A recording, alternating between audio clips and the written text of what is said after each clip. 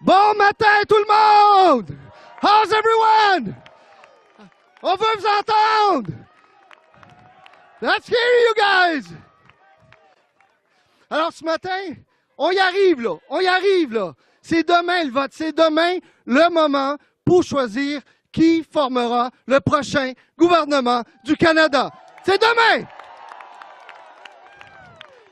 Mais, le Bloc québécois, lui, il nous dit « Oh non, nous, au Québec, au Québec, nous, on va juste se contenter de choisir l'opposition.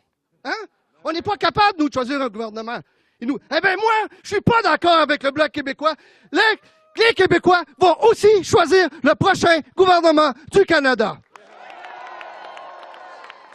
Et puis l'autre chose, et notre chef en parle souvent, le bilan, le Bloc parle de son bilan. Son bilan! Comment? Son bilan? Hein?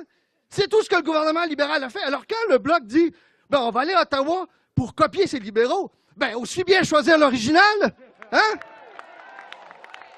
Puis, quand on regarde les choses fondamentales, là, plus de place en garderie, lutter contre les changements climatiques, sortir les guns des rues, à chaque fois, les conservateurs veulent pas, le Bloc, il peut pas, puis nous, on va le faire.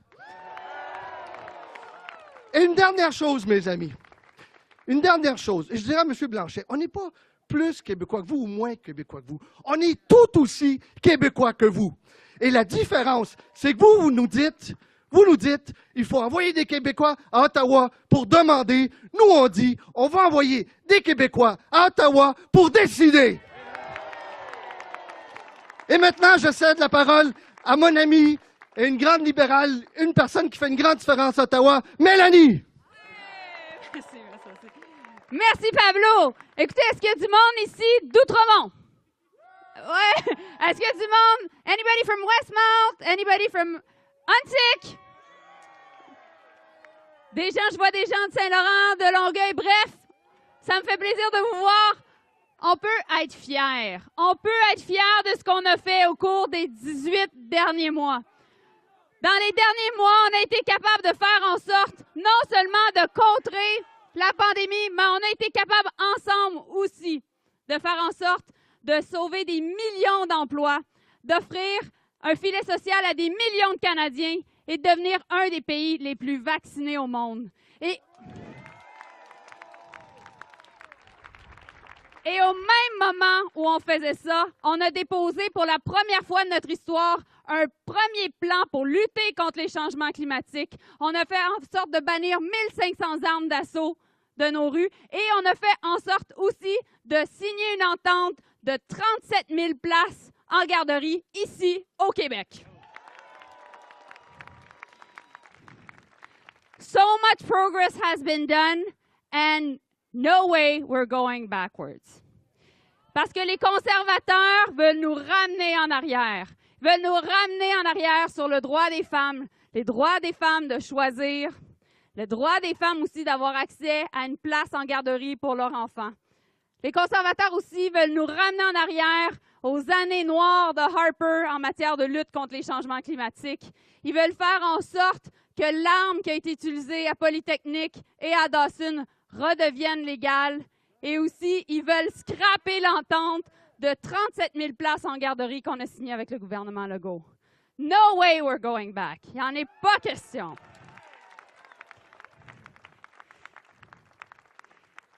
On est dans le dernier droit. Il nous reste 24 heures. Il faut faire en sorte de faire des appels, aller cogner aux portes. Il faut faire en sorte de donner le meilleur de nous-mêmes parce qu'on est la seule option. On est la seule option pour faire en sorte d'avoir un gouvernement progressiste à Ottawa. Et donc, on veut lancer un message fort. Il faut faire en sorte d'avoir le plus grand contingent de députés québécois au gouvernement à Ottawa. Et donc, j'ai le plaisir de vous présenter le seul et unique Justin Trudeau, notre premier ministre. Merci, Mélanie. Bon matin, mes amis. Ça va bien? Mélanie, dans les comtés que tu as nommés, y a-tu quelqu'un de Papineau ici? Écoutez, ça fait tellement du bien de commencer cette longue journée qui va finir à Vancouver, mais je la commence ici, chez moi, à Montréal, avec vous. C'est un grand plaisir ici aussi être avec mon ami Marc, votre actuel et prochain député ici au centre-ville. Merci Marc. Pablo Milani, mais aussi une équipe extraordinaire de candidats, de députés, de gens qui vont continuer de travailler jour et nuit pour bien représenter Montréal, le Québec et le Canada dans tout ce qu'ils font. Ils sont ici, ils sont avec nous. C'est l'équipe que ça prend. Merci les amis!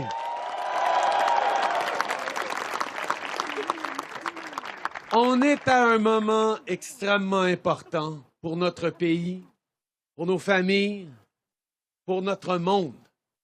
C'est un moment où les gens peuvent choisir ce sera quoi la direction que nous allons prendre. Et le choix, comme vous avez vu au cours des dernières semaines, il est très, très clair.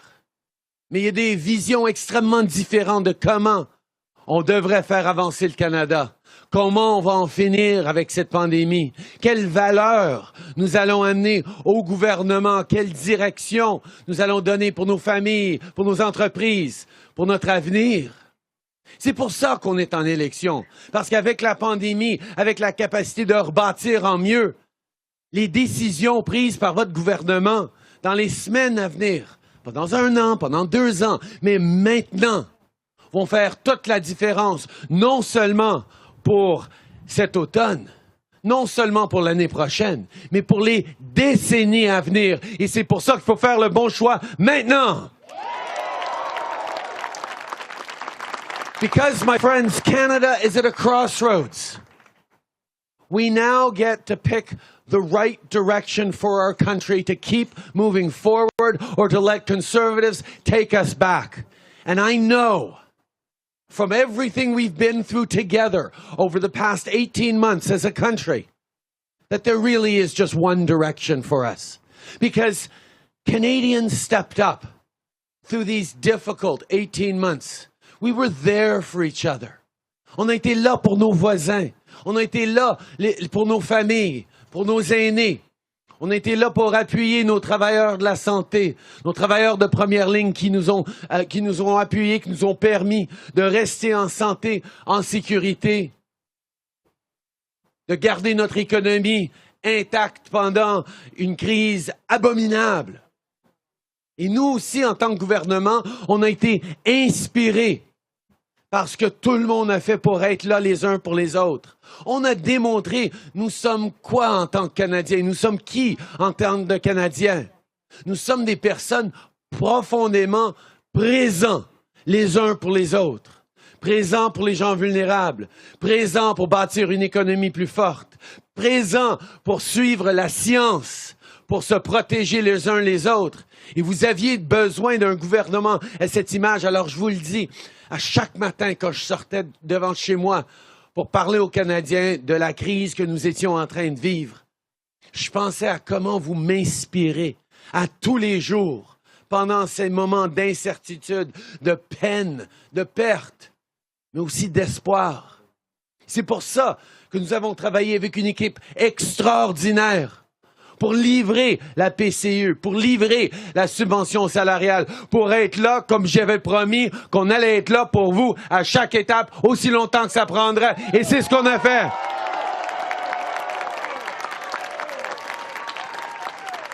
Et ce que les conservateurs comprennent pas fondamental, c'est que en étant là les uns pour les autres, en suivant la science, en s'assurant non seulement d'obtenir assez de vaccins pour tout le monde des mois avant ce qu'on avait prévu, mais que les Canadiens aient pris ces vaccins-là à un plus haut taux que quasiment n'importe quelle place ailleurs dans le monde, ça démontre que nous savons que de passer à travers cette pandémie en étant là, les uns pour les autres, c'est la seule façon de rebâtir une économie rapidement et fortement pour tout le monde. Parce que M. O'Toole aime ça parler de l'économie, parler de la nécessité de créer de la croissance. Mais quelqu'un qui n'a pas compris que d'investir dans les familles, c'est la seule et la meilleure façon d'assurer une reprise économique rapide, de passer par les vaccinations et d'écouter la science. C'est la seule façon de revenir à ce qu'on aime rapidement. C'est pas un enjeu personnel, même pas un enjeu social, c'est un enjeu profondément économique. Si on veut en finir avec la pandémie, il faut avoir du leadership, il faut être clair là-dessus. Et malheureusement, M. O'Toole ne l'est pas. Il exige même pas que ses candidats soient vaccinés. Et il veut que les Canadiens soient vaccinés, mais les 300 quelques personnes sur qui il a directement le leadership, il ne peut même pas les convaincre de se faire vacciner. Et pire que ça, il leur a demandé, ceux qui se sont fait vacciner, de se taire pour pas gêner les anti-vax à l'intérieur de son équipe. Ben voyons!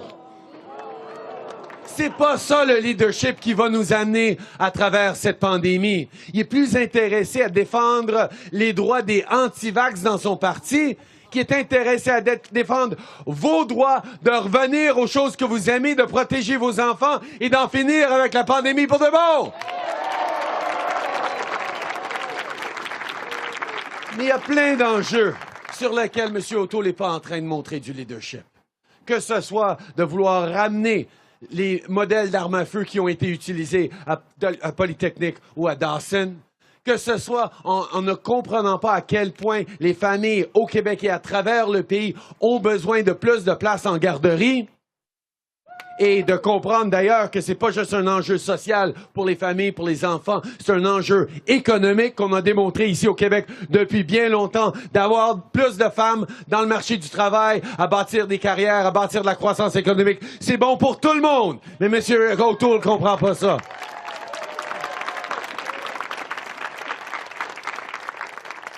Sur la crise du logement, où nous, on a un vrai plan ambitieux, M. O'Toole veut donner des avantages fiscaux aux propriétaires les mieux nantis. Nous, on va s'assurer que des familles puissent acheter leur maison. Ou sur les changements climatiques, où M. O'Toole veut nous ramener en arrière à l'ère Harper. Ben, on se souvient très bien de ce que M. O'Toole et M. Harper ont fait quand ils étaient au gouvernement ensemble il y a 6 ans.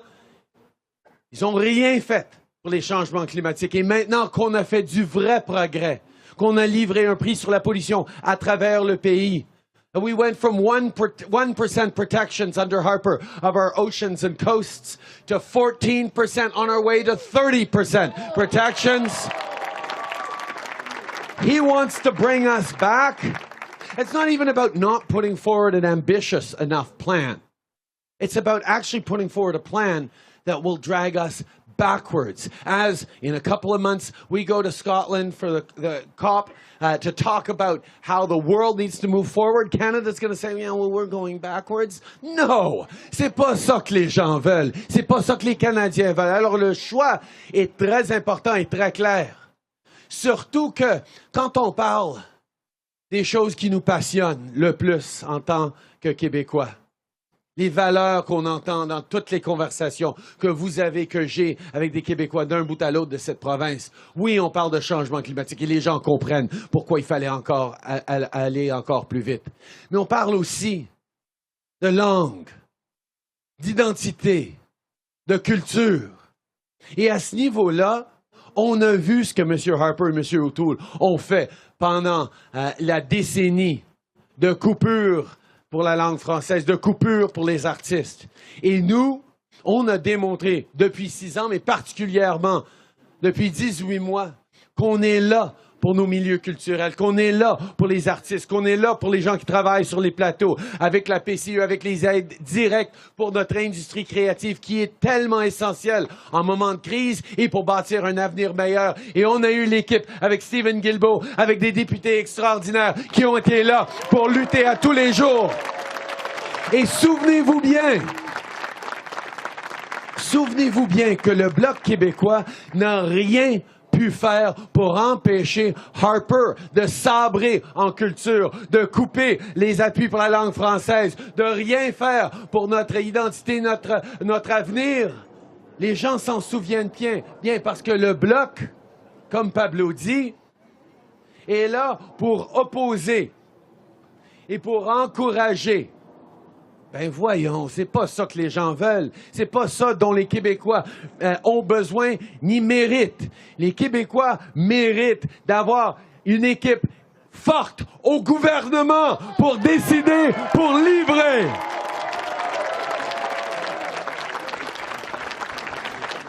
Mais on est à ce moment-là, à 24 heures du vote, où les gens sont en train de dire, oui, je comprends, je suis progressiste, je veux empêcher M. O'Toole de former un gouvernement, mais je veux aussi voter pour le meilleur plan pour lutter contre les changements climatiques, le meilleur plan pour aider les familles, le meilleur plan pour aider les travailleurs, pour créer de la croissance.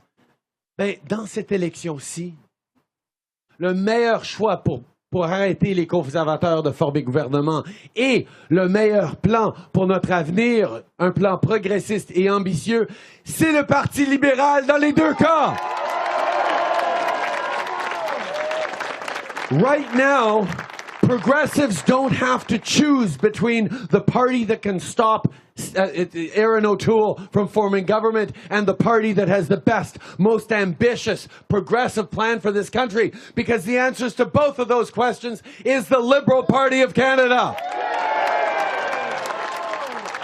So if you want $10 a day childcare and support for families to be able to buy their new homes, go out and vote Liberal.